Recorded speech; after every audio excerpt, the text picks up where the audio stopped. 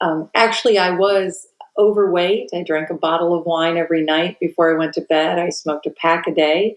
I was terribly claustrophobic and had debilitating stage fright. So, um, and counseling wasn't working for me. The counselors were actually, I went to a counselor for a marriage counselor, and they kept preparing us for divorce. And I'm like, no, I want tools. And so I started researching client centered therapy, where what the client wanted is what was focused on. And neurolinguistic programming and hypnosis were the things that popped up. So I went and found a local trainer and decided that's what I wanted to do for a living. And I said, but you should hypnotize me first so I know what it feels like, right? She hypnotized me, just general confidence. That's all, just basic general confidence, because I had no goal. And then when I went home the next day, I realized I wasn't claustrophobic anymore. She didn't even notice. She didn't even know that I was claustrophobic.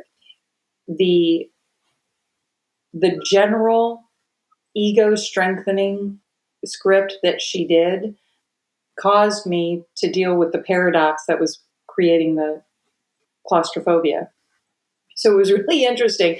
And that made me more zealous about it. So I went back to her and paid for a training, and then realized she taught great hypnosis, but no business. It was many tens of thousands of dollars and years and hours of searching for trainers and a proper business model until I found the one that we both use. But in that time of training, I lost 30 pounds and quit smoking. And now I don't even like wine, which is weird. Um, all of my eating habits, and now I speak on stage all over the place, whereas just handing me a microphone karaoke night would have made me cry and stop breathing. And I'm a box jumper for my husband, who's a magician. So he shoves me in a little box and runs fiery swords through it. I couldn't have watched that trick on stage before. So I am very, very zealous about using hypnosis to change anything. And I've noticed when people come into a weight loss program, they don't just eat bad food. We all know how to be thin, right? You can't drive down the highway and not see a billboard that shows you food, exercise, and water. We all know that. So there's something that makes us eat the wrong stuff, even though we know what we should do. And it was incredibly fun to just change little things and notice the difference. So I got really excited, and it made me very dedicated to my clients, because when they come in, I'm thrilled because I know they can do it, because I'm an average C student. I'm lazy, not particularly smart, but I managed to fix all of those things with myself easily and pretty fast. So when people come in, the first thing I do is remember that initial session for confidence that got me over stage or claustrophobia. So you realize that they're healing a broken heart, or they're avoiding boredom because they can't think of something else to do, or they're just in sync with somebody else who's eating bad food. So people eat the wrong things quite often, and it has nothing to do with the food they're eating at all. Like, how many times have you gone over somebody's house and they made your favorite dish?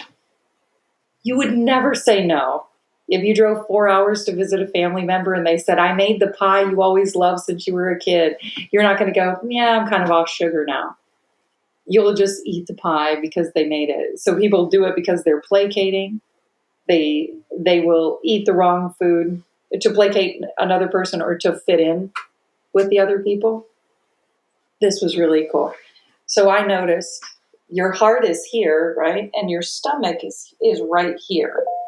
So if your subconscious job is just to keep you safe, loved, warm, and protected, that's all it cares about. Your subconscious is constantly taking in all the information around you to find out what is going to be the safest way to get you to what your expectation is.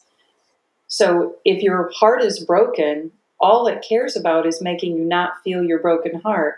And your stomach being here means you can stretch the stomach so that you don't feel your heart.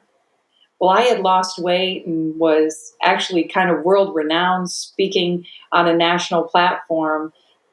as this world-class hypnotist. So when my first husband passed away at 43 and I was having a broken heart experience, my brain wouldn't let me go to comfort food. So I started eating jalapenos. And I actually gave myself esophagitis. And it was Scott McFall who turned around and said, "Just feel your heart, Meryl." and, and like, oh my gosh, I was doing what I've been teaching thousands of people all the time. I was just doing it with hot sauce and jalapenos. Mhm.